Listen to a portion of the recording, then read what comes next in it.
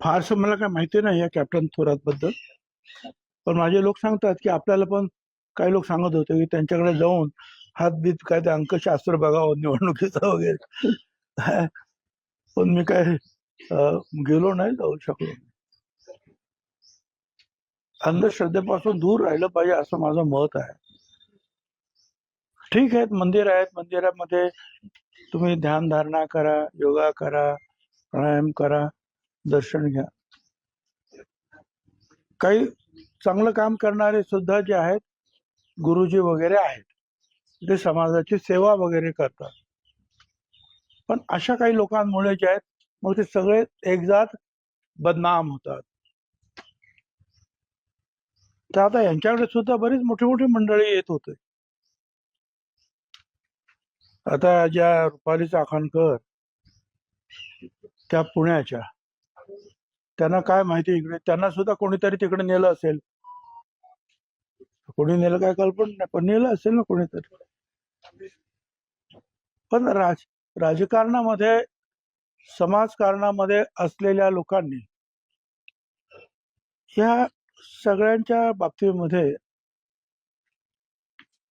मला असं वाटतं की काही सीमा आखून ठेवल्या पाहिजेत. कारण आपण जे करतो त्याचा सगळा परिणाम जो आहे हा आम जनतेवर होतो. कारण आम्ही लीडर आहोत, पुढारी आहोत. मग हे मंत्री जातात, मग आपल्याला जायला काय हरकत आहे, एवढा मोठा मनुष्य दिसतं. असा हा प्रभाव पाडण्याचे सुद्धा प्रकार खूप होतात.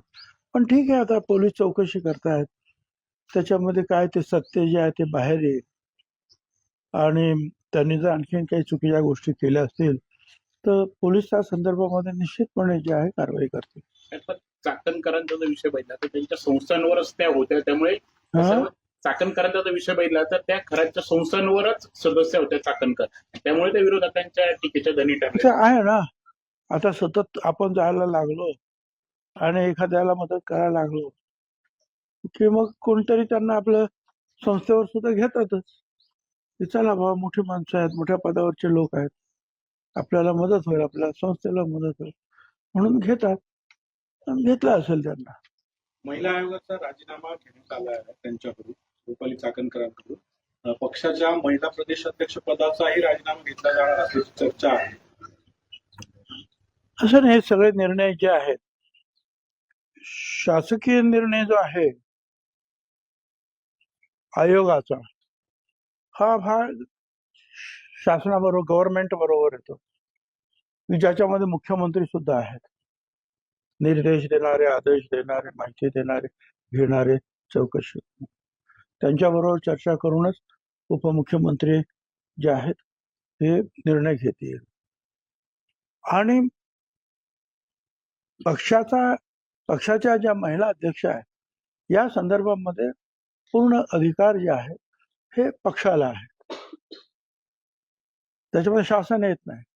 आता त्या बाबतीत काय करायचं आहे ते पक्षश्रेष्ठी आहेत, आपल्या उपमुख्यमंत्री ताई आहेत, सुनेत्राताई, ही सगळी मंडळी बसून चर्चा करतील आणि ठरवतील.